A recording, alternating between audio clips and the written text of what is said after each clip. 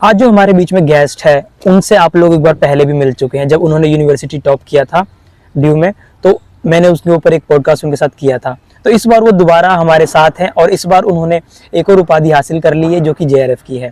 तो आप लोगों को दोबारा उनसे फिर से सुनने को मिलेगा कि किस तरीके से उन्होंने ये चीज़ें करी। और आपने पहले वाला वीडियो नहीं देखा है तो डिस्क्रिप्शन में है कि किस तरीके से उन्होंने गोल्ड मेडल अपने कॉलेज में हासिल किया, उसके ऊपर भी उनका एक वीडियो देख सकते हैं। और ये वाला वीडियो हम शुरू करते हैं उनकी जेआरएफ होने की जर्नी को जानते हैं।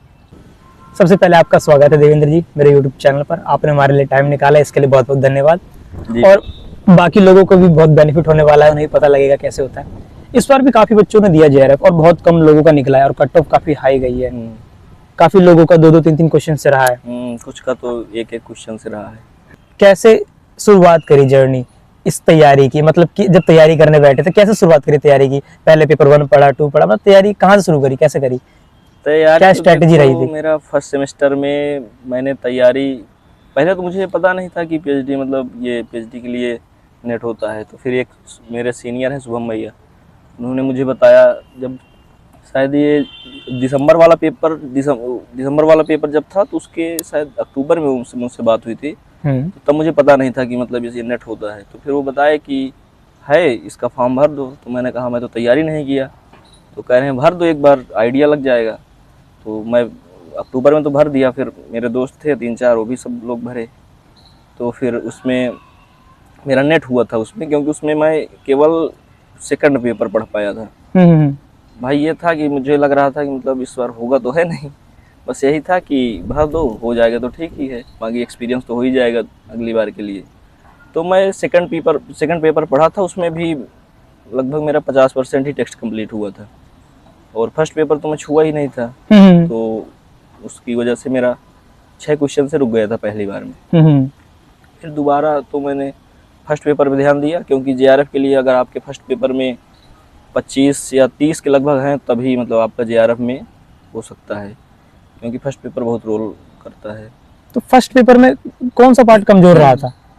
कमजोर क्या, मैं फर्स्ट पेपर पढ़ा ही नहीं था पहली बार में। इस बार में और इसकी तैयारी कैसे करी? जैसे जब हम तैयारी करना शुरू करते हैं तो क्या होता है कि पेपर 1 और 2 कुछ जगह पे हमें थोड़ा मुश्किल लगता है कि ये वाला ऐसा मेरे लिए चैलेंजिंग हो रहा है, क्योंकि जब हम टेस्ट सीरीज लगाते हैं वहाँ नंबर कम आते हैं। तो वो कौन सा पोर्शन था पेपर 1 के अंदर? ऐसा तो कोई पोर्शन नहीं था, क्योंकि टेस्ट समय देते समय सभी पे सही नंबर आते थे, स्कोर हाँ ठीक आते थे, मतलब वही 30-35 के लगभग आते थे। क्योंकि मैं मतलब पहले तैयारी कर लिया था, उसके बाद मैं टेस्ट सीरीज ज्वाइन क्या किया था मैं लास्ट के 8-10 दिन लगाया था। उसमें लगभग मैंने टेक्स्ट बुक पे दिया था, हालांकि मेरा था भी नहीं, मेरे दोस्त का था। उसमें मैंने लगभग 70 से 80 के लगभग टेक्स्ट बुक में पूरे टेस्ट दिए थे, जिसमें 40 से 50 के लगभग पूरे प्रीवियस ईयर जो फुल टेस्ट होता है 150 क्वेश्चन का, वो दिया था।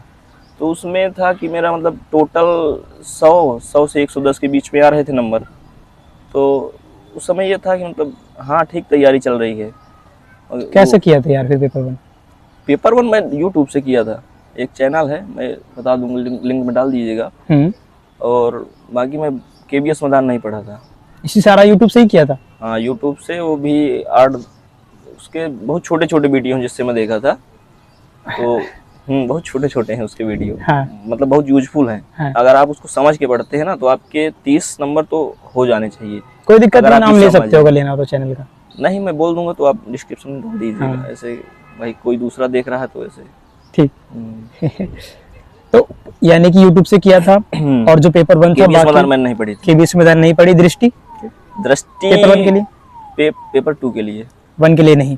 तो मतलब पूरा 1 के लिए केवल यूट्यूब से किया था। दृष्टि मैंने अब कुछ टॉपिक थे बस वही मैं पढ़ा था, बाकी तो मैं केवल टेक्स्ट पे मतलब ध्यान दिया था।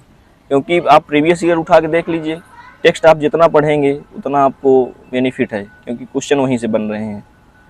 बस मैंने दृष्टि बाकी और ज़्यादा नहीं पढ़ा था। उसमें देखो क्या है, पहले इकाई में है हिंदी भाषा और उसका इतिहास, लिपि का इतिहास जो है, उससे मैं 2 टॉपिक किया था। एक तो जो है वो हिंदी जो ये अपभ्रंश से निकली है ना, सौरसेनी और प्राकृत, ये मागधी, इनसे जो हिंदी की बोलियां निकली हैं जो इस समय प्रचलित हैं वो पूछता है, और उनका मतलब स्थान, क्षेत्र जहाँ बोली जाती हैं। दूसरा टॉपिक मैंने दृष्टि से किया था, उसका था तो संविधान में 343 से 351 तक जो राजभाषा है उसका मैंने दृष्टि से किया था।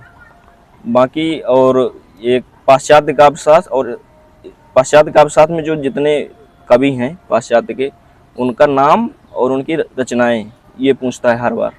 प्रीवियस ईयर देख के आप कर सकते हैं।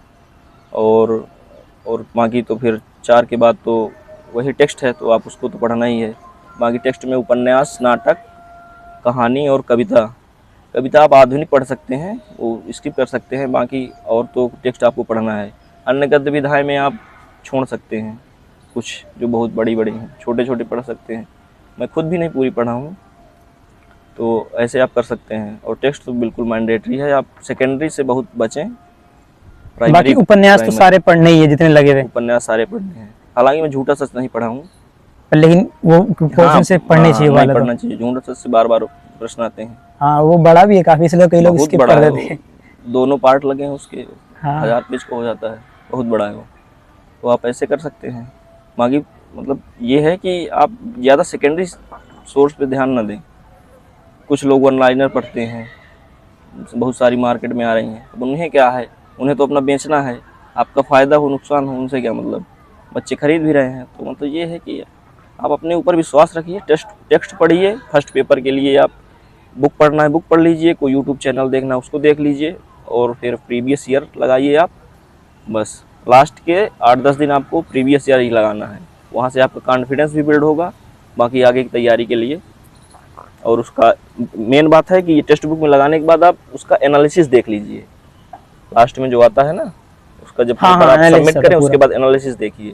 उसमें आप देखिए जो आपको क्वेश्चन गलत हो रहे हैं, कहाँ दिक्कत हो रही है, और उसको एक बार पढ़िए। जो आपको लग रहा है कि आगे के लिए मतलब पेपर के लिए इम्पोर्टेंट है, उसका आप स्क्रीनशॉट ले लीजिए। पेपर के 1-2 दिन पहले उसको देख लीजिए वो करके। तो ये सब सारी चीज़ें हैं। मतलब बहुत ज़्यादा तैयारी को कॉम्प्लिकेट नहीं करना है। जितना सहज रह के पढ़ सको वो बेस्ट है। क्योंकि आप बहुत अगर तैयारी को कॉम्प्लिकेट कर दोगे तो बाद में आप उसको समेट नहीं पाओगे एग्ज़ाम के टाइम। और ये एग्ज़ाम ऐसा नहीं है कि आप मतलब बहुत सारा पढ़ लें फिर उसको निकाल दें। ये है कि कम पढ़ो, लेकिन उसको ये है कि एग्ज़ाम में आना चाहिए भाई। मेन मोटो तो वही है, एग्ज़ाम क्लियर करना। सही बात है। हाँ। तुम इतना सारा पढ़ लो फिर आए भी ना। और ये भी देखना है कि क्या छोड़ना है, ये भी इम्पोर्टेंट है।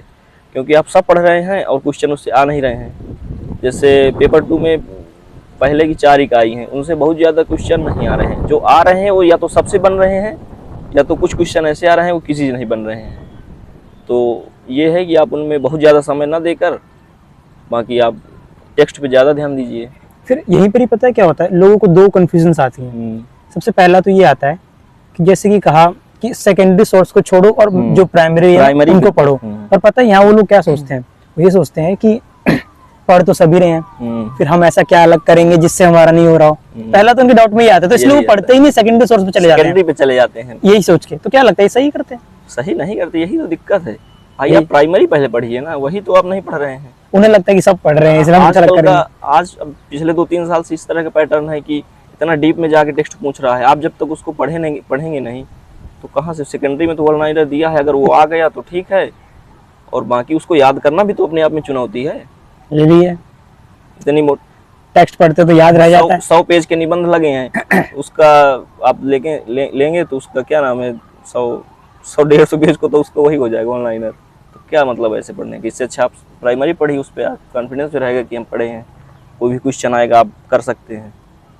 तो अब मैं सीधा ये पूछता हूँ कि है ना, जब एग्जाम हॉल पे सारी तैयारी जब व्यक्ति कर लेता है पूरी तरीके से, एग्जाम हॉल पे पहुंचता है, वहाँ उसके मन में ख्याल आते हैं, मतलब डर होता है काफी ज्यादा। पेपर देने से पहले जब तक पेपर शुरू नहीं हुआ पूरे तरीके से पता नहीं क्या क्या चलता रहता है मन में। तो ये सब भी तुम्हारे मन में भी चल रहा होगा, तो कैसा लग रहा था उस टाइम पे जब तुम गए एग्जाम देने? ऐसी बात है कि मतलब मेरी तैयारी ठीक ठाक हो गई थी।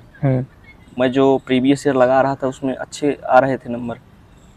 प्रीवियस ईयर तो वही होते हैं, मॉक तो होता नहीं है, मॉक की बात अलग होती है।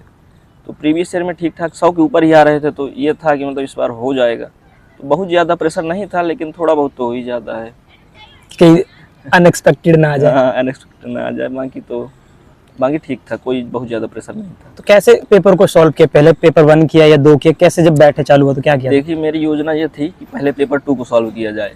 पेपर 2 में ज़्यादा से ज़्यादा आप 1.5 घंटे दीजिए। पेपर 2 क्यों करा पहले? पेपर 2 इसलिए करा क्योंकि आपका वो कोर सब्जेक्ट है। आप उस पर पहले फोकस करके जितना आपको पता है अच्छे से आप पैसेज पढ़ेंगे, क्वेश्चन पढ़ेंगे, वो आपका कोर है, आप उस पर कमांड रखते हैं, तो पहले उसको करिए और वो जल्दी हो भी जाता है। जल्दी हो भी जाता है। आप अगर आपको आता है तो जल्दी हो जाएगा। तो 1-1.5 घंटे में हो जाएगा। 1.5 घंटे, मेरा तो 1.5 घंटे में हो गया था सेकंड पेपर। मैं पहले सेकंड ही किया था। और बाकी आपके लिए डीआई के लिए समय निकालना पड़ता है। अगर आप पहले कर देंगे तो डीआई में इस बार इतनी लंबी डीआई आ गई थी कि 30 मिनट से कम तो किसी का लगा ही नहीं। उसमें पूरे साल भी नहीं कोई कर पाया। तो जो किया था उसको बहुत ज़्यादा समय लग गया है। मेरे कहने का मतलब ये है। बिना मैथ के हो जाता है पेपर 1? मैथ के बिना मुश्किल है। मुश्किल है ना सभी, क्योंकि और ये आपका जो शुरू में जो एक दो टॉपिक लगे हैं, जैसे टीचिंग है और रिसर्च है, इनके कुछ इस तरह क्वेश्चन आ जाते हैं कि आप मतलब अनएक्सपेक्टेड टाइप के आ जाते हैं और आईसीटी से भी आ जाते हैं। इस बार ऐसा ही तो हुआ था। इस बार ऐसा ही हुआ था। तो वही है कि मैथ में आपका ये रहेगा कि जो मान लो 5 डीआई के 3-4 और आ गए तो वो आपके सिक्योर हो जाते हैं अगर आपको ठीक है। बाकी 1-1, 2-2 नंबर से जिनका रुकता है उनको तो पता ही है कि कितना वैल्यू है। तो मैथ डीआई ठीक होनी चाहिए। लास्ट में इसी के लिए समय बच जाता है आपके लिए, कम से कम आधे घंटे तो बचेगा आपके लिए। क्योंकि 45 क्वेश्चन आपके जो 1.5 घंटे बचे उससे, तो 1 घंटे में आपका 45 क्वेश्चन वो हो जाएगा। आधे घंटे डीआई के लिए मान लीजिए, अगर लेंदी आ गई तो, क्योंकि कोई वो तो है नहीं, कभी कभी लेंदी आ जाती है, कभी कभी आसान आ जाती है। इस बार की तो आप देख ही चुके हैं। तो यही है कि मतलब थोड़ा टाइम मैनेजमेंट देख लीजिए पहले से। तो नॉर्मली तुम्हारी बातों से मेरे को ये लग रहा है कि जो लोगों को स्ट्रेस वगैरह होता है या ये लगता है कि होगा या नहीं होगा, तो ये सब चीजें नहीं होती है अगर तैयारी अच्छी हो जाती है। हाँ, तैयारी अच्छी हो जाएगी। अब अगर आपके आ रहे हैं, प्रीवियस ईयर लगाते हो अगर आ रहे हैं, तो आपके अंदर से कॉन्फिडेंस आ रहा है कि मतलब हाँ ठीक ठाक कर रहे हैं। और अगर स्ट्रेस ज्यादा बढ़ रहा है मतलब ये कि तैयारी अच्छे से नहीं तैयारी है। अच्छी नहीं है, बस यही है। हाँ, तुम और एक बात और, क्या लगता है कि जिन लोगों का रह जाता है वो किस वजह से रह जाता होगा? अब ये तो उन्हीं लोगों को पता होगा क्योंकि एक बार तो जब शुरुआत में दिया था आपने भी, तो वहां पर भी ये था कि शायद वो पढ़ नहीं पाते अच्छे से, है ना? ये तो होता है भाई, सारा सिलेबस नहीं कंप्लीट कर पाते हैं। बाकी ये है कि वो मतलब जो नहीं पढ़ना चाहिए उस पर ज़्यादा समय दे रहे हैं। जैसे ये इतिहास हो गया, हिंदी साहित्य का इतिहास, इसको बहुत ज़्यादा नहीं पढ़ना है। आप ग्रेजुएशन किए हैं अगर, तो आपको हल्का फुल्का नॉलेज तो होगा ही भाई। आप ग्रेजुएशन करके आए हैं तो होगा ही। तो उस पर बहुत ज़्यादा समय नहीं देना है, क्योंकि वहाँ से क्वेश्चन बहुत ज़्यादा बन नहीं रहे हैं। जो बन रहे हैं या तो सबसे बन जा रहे हैं, तो किसी से नहीं बन रहे हैं। तो आप टेस्ट पे ज़्यादा ध्यान दीजिए, ये मेरा कहना है। बाकी तो है। और लगभग वैसे सारे सवाल मैंने पूछ लिए हैं जो भी इनके मेन का था। और कुछ लगता है अगर जो लोग अगला जो सेशन यानी दिसंबर होने वाला है, अभी तो कुछ मेरे ख्याल से कुछ थोड़ा सा टाइम ही बचा होगा इनके पास, क्या कुछ अगर कुछ सलाह देना चाहें इनको तो दे सकते? नहीं, दिसंबर वाला तो कह रहे हैं कि शायद थोड़ा सा जनवरी में हो, शायद समय है अभी। ज़्यादा से ज़्यादा अगर आप 2 महीने अगर टेक्स्ट पढ़ लेते हैं मन से, तो आपका, और फर्स्ट पेपर पढ़ लेते हैं, तो जेआरएफ हो जाएगा। ऐसी कोई बड़ी बात नहीं है, लेकिन वही है कि थोड़ा सा क्या पढ़ना है क्या छोड़ना है, इसको आप थोड़ा सा, ये मामला थोड़ा व्यक्तिगत भी होता है। हाँ, कि किसका किसमें इंटरेस्ट पहले सबसे पहले मतलब आप प्रीवियस ईयर देख लें एक बार, मतलब क्या पैटर्न है, कैसे पढ़ना है टेक्स्ट, ये भी तो इम्पोर्टेंट है अपने आप में। कोई पढ़ता है कि मतलब कहानी याद करता है, क्या कहानी चल रही है, और नेट का तो आप देखते ही हैं कि क्या पैटर्न है, उसमें कहानी पूछते ही नहीं है। अभी इस बार एक बार आया था, क्या नाम है वो, कोसी का घटवार से, हाँ, जो मथानी कैसे बोलती है। अभी आप कहानी याद करेंगे तो क्या याद तो कर लेंगे। तो यही है कि मतलब क्वेश्चन टेक्स्ट आप पढ़ रहे हैं तो उसको पढ़ने का ये भी तरीका है, कैसे पढ़ें, किस दृष्टि से पढ़ें, ये अपने आप में इम्पोर्टेंट है। वो दृष्टि प्रीवियस ईयर से मिलेगी। प्रीवियस ईयर से मिलेंगे, सबसे पहले आप प्रीवियस ईयर देखें। और फर्स्ट ईयर वालों के लिए तो सुनहरा अवसर है, अभी तैयारी करके 2 महीने में जेआरएफ ले लीजिए, बहुत सुनहरा अवसर है। फर्स्ट पेपर जरूर पढ़ें, क्योंकि फर्स्ट पेपर इंपॉर्टेंट है, उसी को लोग पहले स्किप कर जाते हैं। मैं तो कहता हूँ सबसे पहले उसी को तैयार करो। हिंदी वाले जो बच्चे होते हैं उनका मैथ्स कमजोर रहता है, और कह रहे बिना मैथ के होता भी नहीं है। तो आप क्या कहना चाहेंगे कि मैथ पे किस तरीके से वो पकड़ बना सकते हैं, एटलीस्ट सही कर पाए, कुछ क्या करना चाहिए? मैथ बहुत ज़्यादा आती भी नहीं है, बस वही डीआई 5 नंबर की रहती है, और 2 क्वेश्चन तो और आते हैं मैथ के, मतलब है वही है, बाकी तो 8-9 के लगभग 10 मान लो, इससे ज़्यादा नहीं आते। तो उसके लिए आपको एक तो ये लाभ हानि वाला शायद पूछता है, और ये टाइम डिस्टेंस भी पूछ लेता है। तो पढ़ते हैं बच्चे, पर पता है फिर भी नहीं कर पा रहे होते हैं। वही होता है कि अब थोड़ा सा देख लें, यूट्यूब से 2-4 वीडियो देख लें, उसके पढ़े रहते हैं, ठीक ठाक पढ़ाते हैं टीचर। और बाकी वैसे रास्ता तो और कुछ है भी नहीं उनके पास। हाँ। नहीं पढ़ोगे तो वैसे ही नहीं होगा, हाँ, पढ़ोगे तो आपका चांस है। जो मतलब मजबूत है उसको और मजबूत करने की कोशिश करो। जो कमजोर है भाई, सबका तो सब चीज़ अच्छा नहीं होता है। बाकी आपका दूसरा एरिया आपका स्ट्रांग है तो उस पर ध्यान दीजिए और थोड़ा बहुत उसको कर लीजिए। बाकी आपके अगर 30 सही हो रहे हैं फर्स्ट पेपर में तो आप मान के चलिए ठीक ठाक हो जाए, क्योंकि अगर आप सेकंड पेपर पढ़ते हैं तो उसमें 65 से 70 के बीच में आ सकते हैं। मेरे 72 थे आ सकते हैं। तो आपने अपना वक्त दिया, लोगों तक अपनी बातें शेयर करी, अपनी जर्नी बताई, इसके लिए बहुत बहुत धन्यवाद। और मैं आशा करता हूँ लोगों को भी पसंद आया होगा। कैसा लगा, कोई क्वेश्चन कोई सवाल अगर है तो आप नीचे कमेंट में डाल सकते हैं। बाकी वीडियो को लाइक कर देना, चैनल पर नए तो सब्सक्राइब कर लो। इसी तरीके की बेहतरीन वीडियोस मैं आप लोगों के लिए बनाते रहता हूँ। और अगर आप लोगों का विषय हिंदी है, आप देख रहे हो तो हिंदी ही होगा, तो मैं चैनल पर काफ़ी सारी वीडियोस बना रखी हूँ उससे रिलेटेड। आप एक बार प्लेलिस्ट पर जरूर विजिट करना।